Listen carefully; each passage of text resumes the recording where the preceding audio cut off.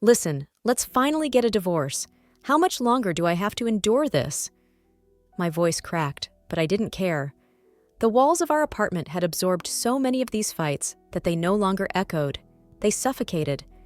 He stood across from me, arms crossed, his expression unreadable. Not angry, not hurt, not regretful, just indifferent, like always. "You're overreacting again," he muttered, rubbing his temple as if I was the headache. "We've talked about this." "No," I snapped, stepping closer, my hands trembling at my sides. "I talk. You ignore me. Then you cheat, you lie. You make me feel like I'm the crazy one, and we go in circles. I'm done." A slow, smug smile curled at his lips, the kind that once made me feel special. Now it only made me sick. "You're not done," he said, voice calm, almost amused. "You always say this. You throw your tantrum, pack your bags, then you stay. Because you need me." I clenched my fists, nails digging into my palms. He was right. That was the worst part. I had packed my bags before. I had stood in this exact spot, screaming the same words, feeling the same fire in my chest. And every time, he had managed to smother it. Not with love. He had long stopped pretending to love me, but with something colder. Manipulation wrapped in soft words. Promises that never lasted. Apologies that meant nothing. But this time felt different. Did it? "I don't need you," I whispered, though my throat tightened around the words. "I don't even think I love you anymore." He tilted his head, studying me like I was an insect under glass. A test, a curiosity. "Is that so?" I turned away, running a hand through my hair. My body felt like it was burning from the inside out. My thoughts were colliding, fast and desperate, trying to remind me of every excuse I'd ever made for him. He didn't mean to. It was just one time. He's stressed. He loves me in his own way. Lies. Every single one. The silence stretched between us. He wasn't fighting for me. Not in the way I used to hope he would.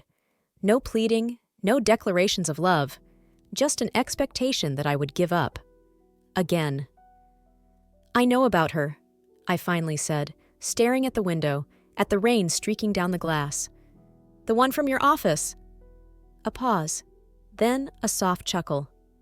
"And?" "And?" I turned back to him, my vision blurring with fury. "And?" That's all you have to say? I've known for months. I watched you sneak around. I listened to your lies, and I did nothing. He finished for me, stepping forward. His voice was almost gentle. You did nothing, because you don't have the guts to leave. I felt the breath leave my lungs. I used to think he didn't care about me. But that wasn't true.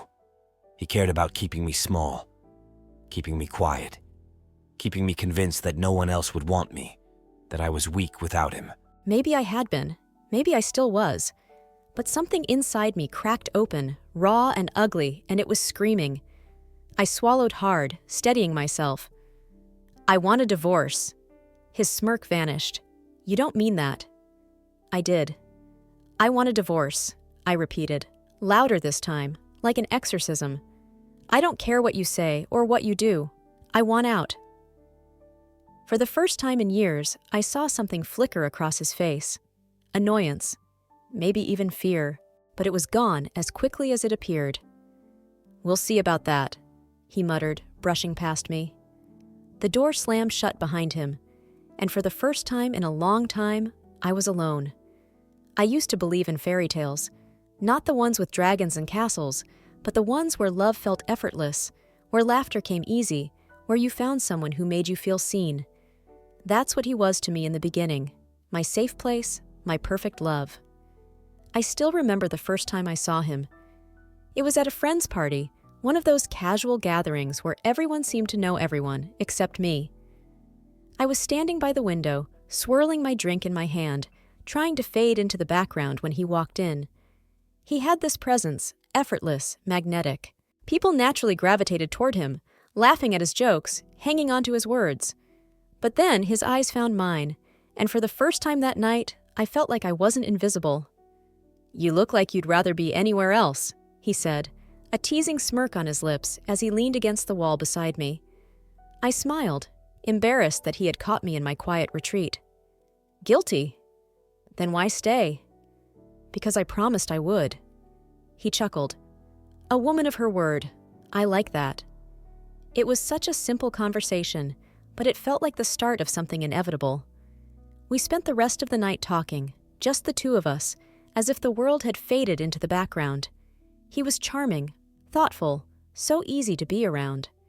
And when he offered to walk me home, I said yes without hesitation.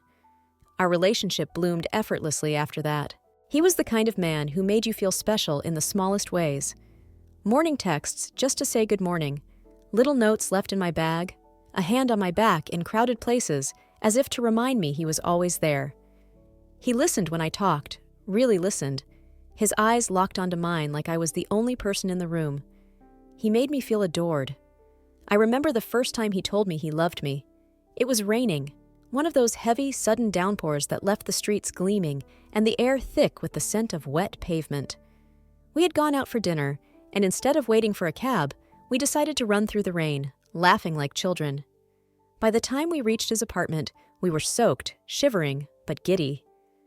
"You're insane," I laughed, pushing wet strands of hair from my face. He grinned, breathless. "Maybe, but I love you." I froze. It wasn't the way I had imagined hearing those words for the first time. No grand gesture, no perfectly timed moment. But somehow, it was perfect. "I love you too," I whispered, and he kissed me as if the whole world had disappeared. For a long time, I thought I had found what everyone was searching for: a partner, a best friend, someone who made the world feel lighter. Our days were filled with inside jokes, shared dreams, late-night talks that stretched until dawn. He had this way of making even the most ordinary moments feel special.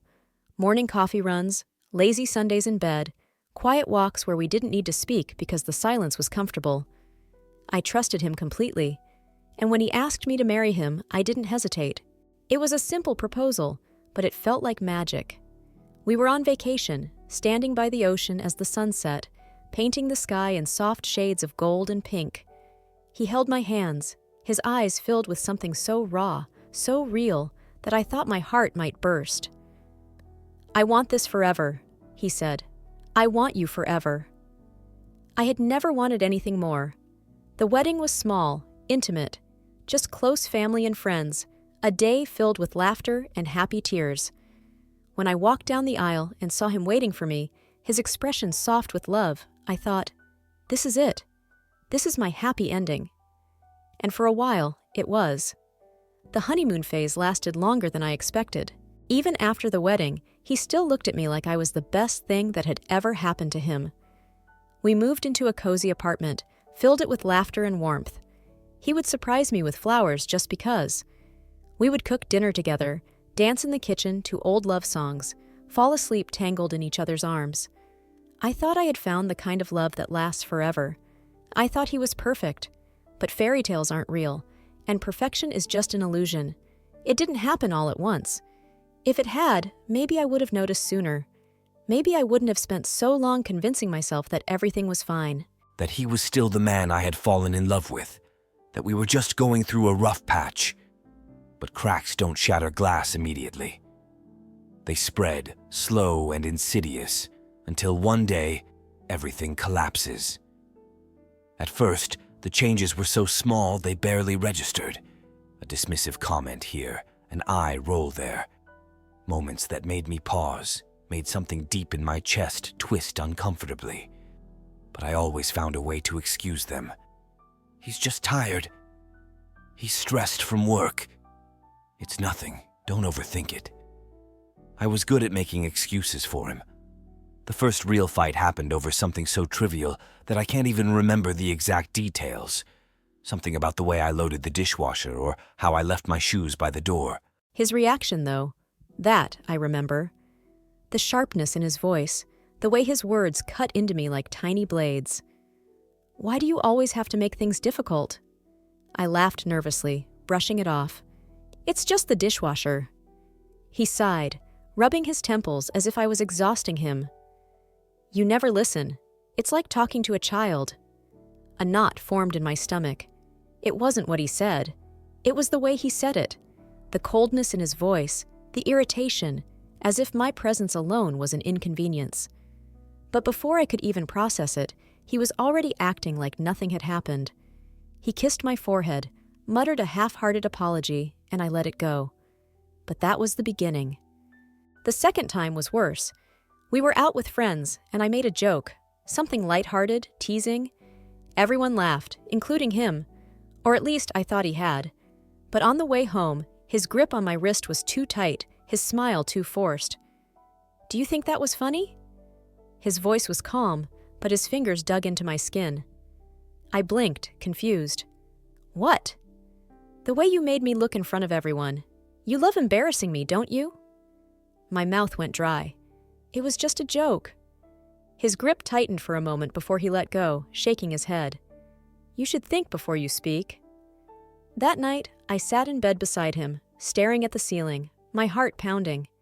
I told myself he didn't mean it, that he had misunderstood, that maybe I had said something wrong.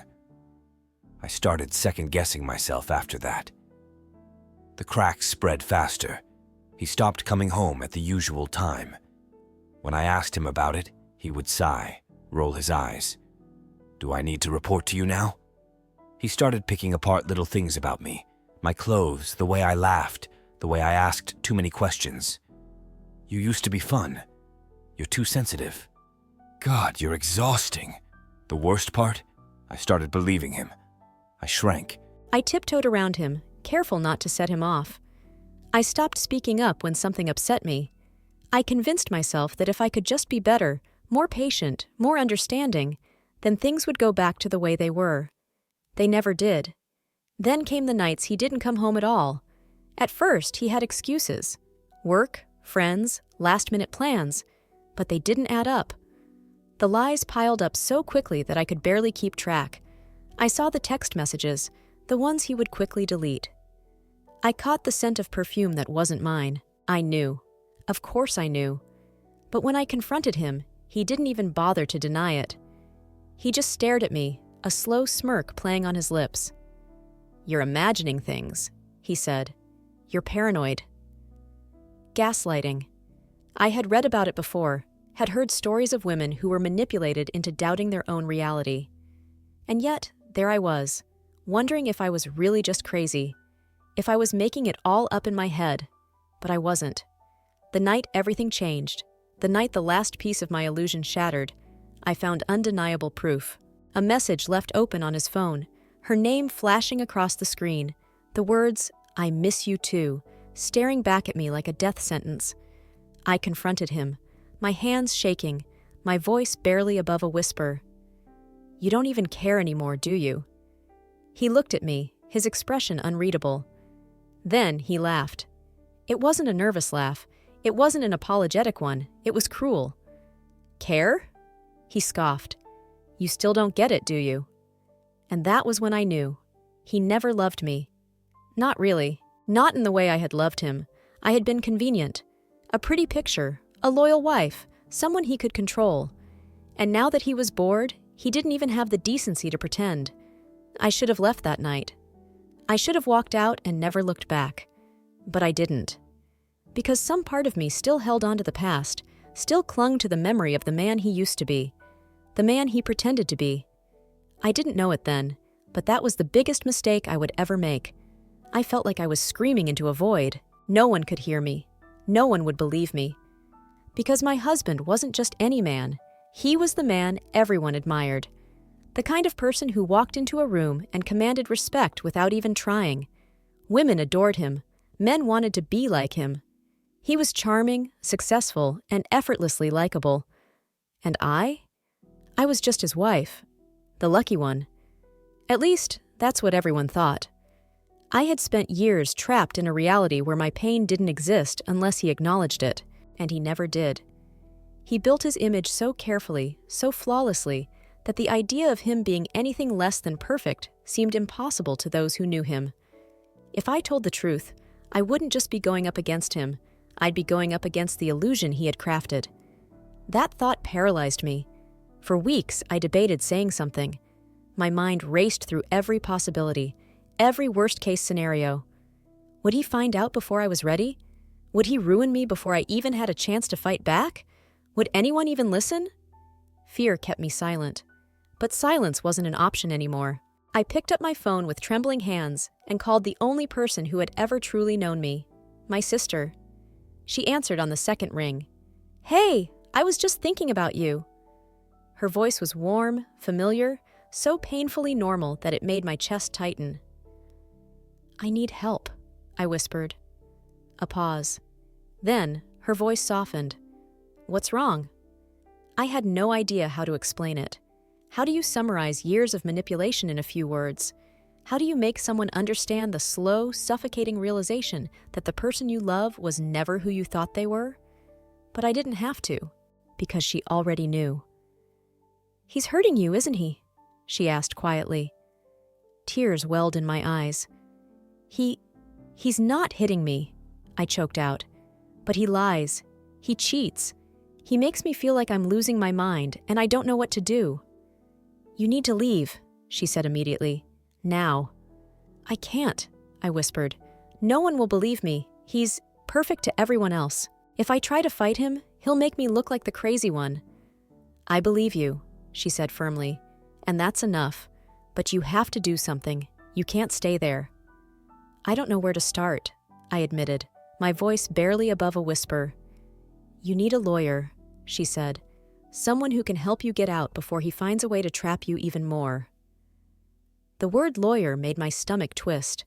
The thought of turning this into a battle, of dragging it into court, of going up against a man who knew exactly how to manipulate people, it terrified me. "What if he ruins me?" I whispered.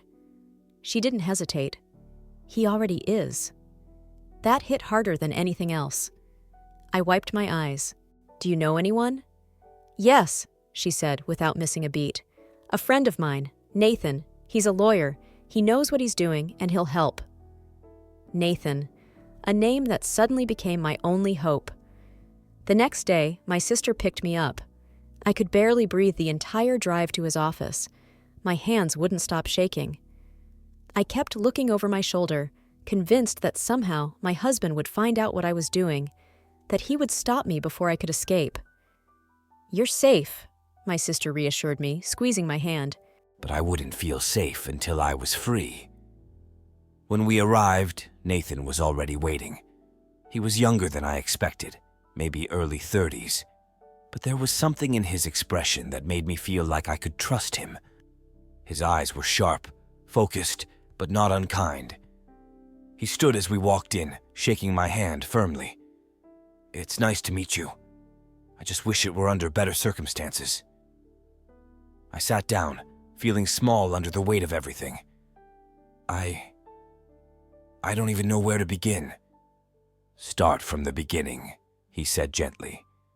"Tell me everything." So I did. I told him about the lies, the cheating, the manipulation. I told him how my husband had made me feel like I was losing my mind. How he had slowly chipped away at me until I was nothing more than a shell of who I used to be. Nathan listened carefully, nodding, taking notes. When I finished, he leaned back in his chair, exhaling slowly. "You're right," he said. "This won't be easy. Your husband has built a perfect image, and he's going to fight to protect it. He's not just going to let you walk away." My stomach twisted. "But that doesn't mean you're powerless," he continued. "We're going to take this step by step. First, we'll file for divorce. Then we'll gather evidence, texts, emails, bank records, anything that proves his behavior. And most importantly, we make sure you're safe." Safe. It was a word I hadn't felt in years. "Are you ready for this?" he asked. No. But I nodded anyway, because living like this wasn't an option anymore. Lying had never come naturally to me. But now, it was my only way to survive. Every time I left the apartment, I had to craft a new excuse, carefully weaving a believable story so that my husband wouldn't suspect a thing. "I'm going out with my sister," I'd say. Or, "Mom needs help with something." He never questioned it. He never cared enough to dig deeper. That, at least, worked in my favor.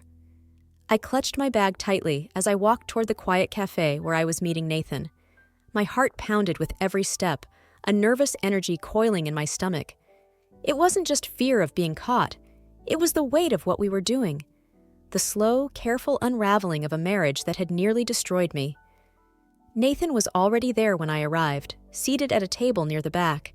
He had a folder in front of him, his eyes scanning a document as he sipped his coffee. When he noticed me, he gave a small nod, pushing the folder aside. "You made it." I slid into the seat across from him, exhaling shakily. "I always do." He studied me for a moment, as if trying to gauge my state of mind. "Are you okay?" I forced a smile. "As okay as I can be." We got straight to business. He walked me through the next steps, what evidence we had gathered so far, how we would proceed. There was enough, more than enough. Screenshots of texts, financial records, even witness statements from people who had unknowingly seen glimpses of his true nature. It should have made me feel empowered. Instead, it just made me feel exhausted. "How long will this take?" I asked, rubbing my temples. Nathan hesitated. "Divorce cases like this can take months, maybe longer, depending on how much he fights it." Of course, he would fight it. He wouldn't just let me walk away, not without making it as difficult as possible. I sighed, leaning back in my chair. I don't know if I have the strength for this. You do. His voice was calm, steady, completely certain. I looked up at him, surprised. How do you know? He gave me a small, knowing smile. Because you're sitting here. Because you came back after every meeting. Because even though you're terrified, you're still doing this. I let out a quiet laugh, shaking my head. I don't feel strong. You don't have to feel it, he said simply. You just have to keep going. Something about the way he said it made my chest ache. For so long, I had been surrounded by coldness. By someone who never really saw me, who never cared how I felt, who dismissed my pain like it was an inconvenience. Nathan was different. Even though most of our conversations were about the case, I found myself looking forward to our meetings. Not just because I needed his help, but because, for the first time in years, I felt like I could breathe. He never rushed me. He never made me feel stupid for asking questions or admitting my fears. And even when we weren't discussing legal strategies, he listened. Really listened. "What were you like before all of this?" he asked one day, after we had gone over the latest documents. The question caught me off guard. Before what? Before him. I stared down at my coffee, the steam curling in delicate tendrils. I didn't know how to answer. Who was I before all of this? I used to laugh more. I used to dream. I used to believe in love, in happiness, in a future that felt mine. But now, I don't remember, I admitted. Nathan didn't push. He just nodded, as if he understood more than I was saying. We stayed like that for a while, sitting in comfortable silence. And for the first time in a long time, I didn't feel alone. I sat alone in the dark, staring at the faint reflection of my face in the window. Outside, the city hummed with life. Cars rushing by, people going about their night, oblivious to the storm raging inside me. Was I doing the right thing? That question had been eating away at me for days, gnawing at the edges of my resolve. What if I was making a mistake? What if I was throwing away everything I had built, everything I had worked so hard to hold together? I had spent so many years convincing myself that things would get better, that if I tried harder, if I was more patient, if I loved him enough, he would change. But he never did. And deep down, I knew he never would. Still, the fear was paralyzing. There were moments when the thought of going through with this, of actually taking this fight to court, terrified me so much that I wanted to call Nathan and tell him to forget everything. That I would stay. That I would endure. After all, wasn't that what I had always done? I knew how to survive in my husband's world. I knew how to shrink myself, how to tiptoe around his moods, how to pretend that the pain didn't matter. But was surviving the same as living? I had been afraid for so long that fear had become my comfort zone. I knew exactly what would happen if I stayed. The same cycles, the same betrayals, the same loneliness. I would spend the rest of my life trapped in a marriage where I was nothing more than an afterthought. The idea of leaving was terrifying. But the idea of staying was worse. I exhaled shakily, gripping the edge of the table as if I could steady myself. I couldn't do this alone. But I wasn't alone. My sister had been by my side from the moment I broke down and told her the truth. And Nathan was fighting for me in ways I never thought anyone would. For the first time in years, I had people standing with me. That had to mean something. I reached for my phone, hesitating for only a second before dialing Nathan's number. He answered almost immediately. "Hey, everything okay?" I swallowed, trying to find my voice. "I want to file the official court petition, and I want him to be served." There was a brief pause then. "Are you sure?"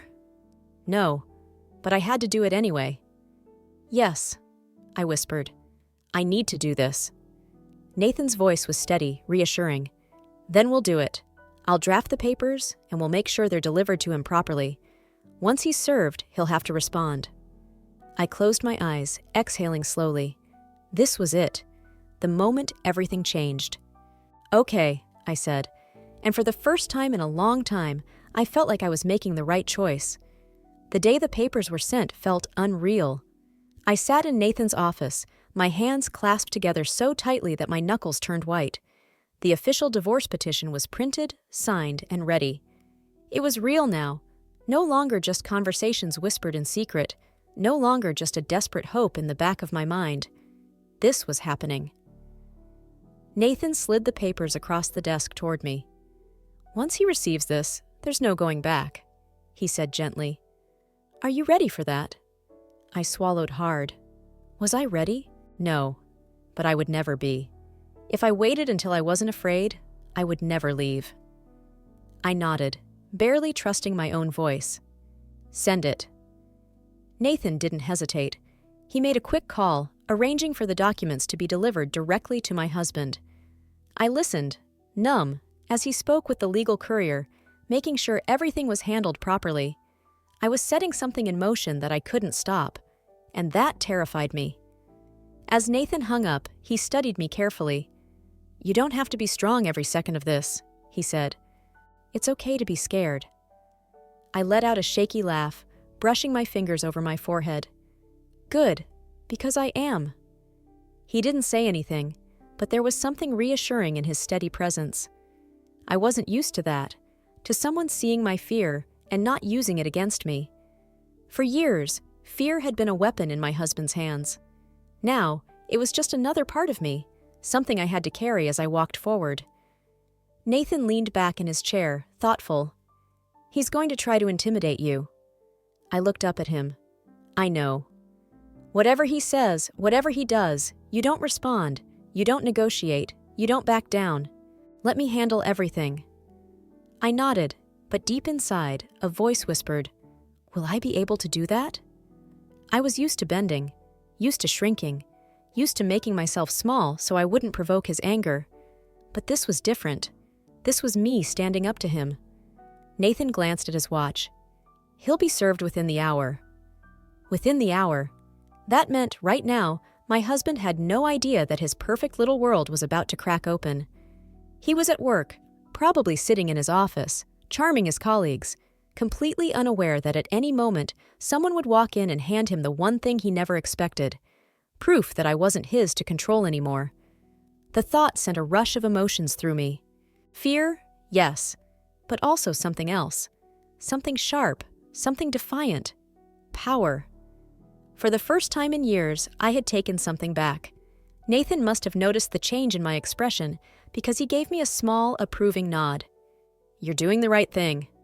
I exhaled slowly. "I hope so." "You are." He leaned forward, his gaze steady. "And no matter what happens next, you're not alone in this." Those words settled something inside me. I wasn't alone. I wasn't powerless. And no matter how much my husband fought this, no matter how much he tried to manipulate, intimidate, or control the situation, he couldn't stop what had already begun. I knew exactly when the papers would arrive. By the time my husband received the official court notice, I was already gone. I had packed my things the night before, just the essentials, just enough to leave without suspicion. I walked out of that house knowing I would never step foot in it again. The moment I arrived at my mother's home, my sister hugged me so tightly I thought I might break. "It's done," she whispered. "You did it." But I wasn't free yet. The first call came within an hour. I saw his name flash across my phone screen, my stomach twisting into knots. I didn't answer. I couldn't. Then came the texts. "Are you kidding me? What the hell is this?" "Pick up the phone." I didn't. Then the real threats started. I sat on my mother's couch, my hands trembling as I watched his words become more vicious, more desperate. "You think you can do this to me? You'll regret this. You have no idea who you're messing with." And then the call. This time, I picked up, but not to argue, not to defend myself. I set my phone to record before pressing accept. His voice was venomous, dripping with fury. "Do you think you can just walk away from me?" I said nothing. "You're nothing without me," he spat. "No one will ever want you. No one will ever love you. Do you really think some lawyer is going to save you?" I bit my lip, forcing myself to stay silent, to let him talk, because every word was evidence. When he finally hung up, my hands were shaking, but not from fear, from relief, because now I had something real, something undeniable. I sent the recording to Nathan. His response came almost immediately. "This is exactly what we needed." For the first time since this nightmare began, I felt something close to victory. The day of the trial arrived faster than I was ready for. I stood outside the courthouse, my heart pounding in my chest. My hands felt clammy. My breath came too fast. Nathan stood beside me, adjusting his tie, his expression unreadable. "You're going to be okay," he said quietly. I nodded, but I wasn't sure I believed it. Walking into that courtroom felt like stepping into a battlefield. My husband was already there, sitting confidently beside his lawyer, a man who looked as polished and ruthless as him. He smirked when he saw me, like this was all a game. But I wasn't playing anymore. Nathan presented the evidence carefully, methodically, the financial records, the messages, the witness statements, and then the recording. The moment it played, I watched my husband's smirk disappear. His lawyer tried to object, tried to twist things, but it was too late. The truth was out. The process was grueling. His legal team fought viciously, attacking my credibility, making me relive every painful moment. But Nathan never wavered. He countered every argument, protected me at every turn. And in the end, the judge saw through the lies. The verdict was clear. The divorce was finalized. And my husband?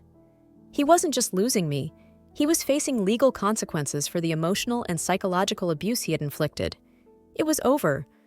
I walked out of that courtroom feeling lighter than I had in years. I was free. And before I even realized what I was doing, I turned to Nathan and ran straight into his arms. He stiffened for just a second, surprised. Then, slowly, his arms wrapped around me, holding me just as tightly. "You did it," he murmured against my hair. I pulled back abruptly, my face burning. Sorry, I didn't mean to." He just smiled. "It's okay." And for the first time in a long time, I believed that it really was. The weeks following the trial were a whirlwind of paperwork and legalities. Even with the verdict settled, there were still details to untangle, property to divide, accounts to close, the last remnants of a life I no longer belonged to. Nathan and I met often to sort through it all. At first, it was strictly business, discussions colored with legal jargon and logistical details. But gradually, the lines blurred. The meetings shifted from his office to cafes, from rigid schedules to impromptu conversations. We began to talk about more than just the case. I learned that Nathan had grown up in a small town, that he loved hiking, that he played the piano in his spare time. He had this way of making me laugh at the most unexpected moments, his humor a balm to the wounds I was still nursing. And me? I found myself opening up in ways I hadn't in years. I told him about my childhood, my dreams that had been shelved, the hobbies I had abandoned. I talked about the person I used to be, the person I was trying to find again. It was effortless, comfortable. Somehow, Amidst the rubble of my old life, something new and tender was beginning to grow. One evening, he came over to my new apartment, a cozy space filled with the first breaths of my newfound freedom. We shared takeout on the couch, talking late into the night about everything and nothing. We were in the middle of debating the best classic novels when my phone buzzed. A number I didn't recognize. I didn't think twice before answering. Hello? The voice on the other end was a jagged blade, slicing through my newfound peace. You think you've won? I froze, the blood draining from my face. You think you can humiliate me like this and get away with it? I'm going to make you pay.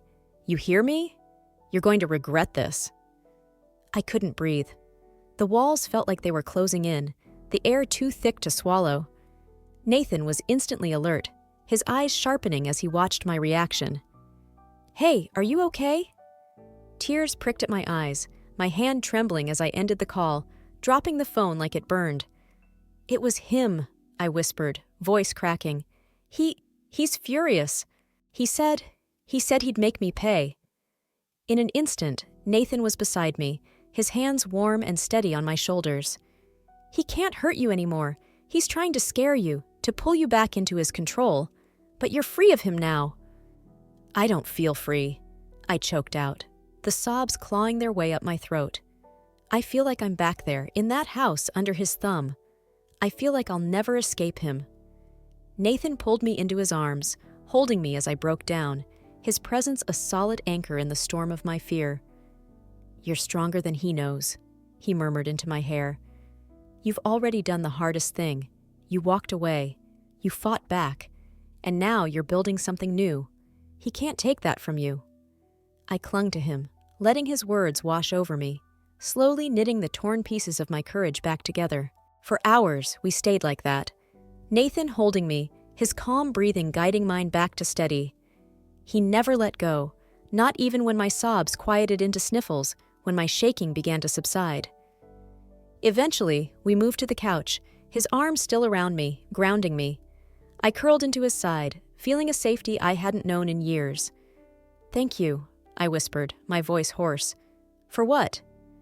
For being here. For fighting for me. For seeing me. He tilted his head, his gaze soft, searching. I see you, and I admire you. You're one of the bravest people I've ever met. A small, fragile smile touched my lips. I don't feel brave. Bravery isn't about not being scared, he said. It's about doing what's right, even when you are scared. In that moment, nestled in Nathan's arms, I realized that this warmth, this safety, this respect, was what I had been longing for all along. Not grand gestures or fairy tale romances, but someone who saw me, who valued me, who made me feel safe in my own skin. Nathan wasn't just my lawyer, my friend. He was the reminder that good men existed, that I was worthy of kindness, of gentleness, of love. And as I drifted into a peaceful sleep for the first time in a long time, his heartbeat steady against my cheek, I began to hope that maybe this was the start of something new, something beautiful, something real. I never expected to fall in love again, not after everything, not after the years of manipulation, of loneliness disguised as love, of learning to make myself smaller just to survive. But love has a way of creeping in when you least expect it. It happens slowly, softly. Nathan was always there, steady, patient, never demanding more than I was ready to give. After that night, after he held me through my fear, something between us shifted. We spent more time together, not because we needed to, but because we wanted to. Our conversations grew deeper, our silences more comfortable, and somewhere between coffee dates that weren't quite dates and late-night talks that stretched until morning, I realized I was happy, genuinely, truly happy, and I wasn't afraid anymore. One evening, we were sitting on my couch, a movie playing in the background that neither of us were paying attention to. I turned to say something, but before the words could leave my lips, Nathan was already looking at me. His gaze was different this time, softer but intense in a way that sent warmth blooming in my chest. "Can I tell you something?" he asked, his voice quiet, careful. I nodded. "I think I've been in love with you for a while now." My breath caught. He exhaled a small, nervous laugh, rubbing the back of his neck. I wasn't going to say anything.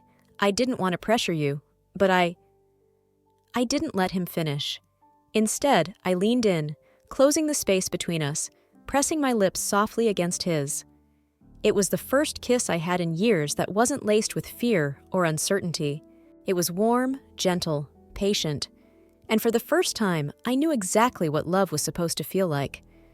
When we pulled apart, Nathan rested his forehead against mine, his hand still cradling my face like I was something precious. "You don't have to say anything," he whispered. I smiled, brushing my thumb against his cheek. "I don't have to, but I want to." His brow lifted slightly in question. "I love you too." The words felt right. No hesitation, no fear, just truth. Nathan let out a breath he had been holding, his lips curving into the kind of smile that made my heart flutter. He pulled me closer, kissing me again, slow and deep, as if we had all the time in the world. And for once, I believed we did. Afterward. Looking back, it's hard to believe how far I've come. There was a time when I thought I would never escape, never be free, never find love that didn't come with conditions. But I did. It wasn't easy, it wasn't quick, and it wasn't without pain. But it was worth it. Because now, I wake up every morning without fear. I laugh without hesitation. I love without doubt. And I am loved in return, not for what I can give, not for what I can endure, but simply for who I am. Nathan taught me that. Life isn't perfect, but it's mine. And for the first time, that's enough.